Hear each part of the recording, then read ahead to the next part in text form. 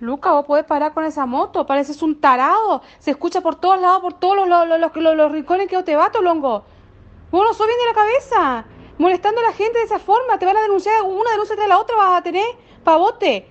¿Cómo vas a andar así como un tolongo?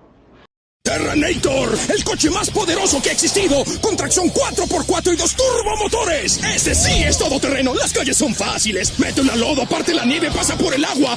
Terrenator es el más poderoso.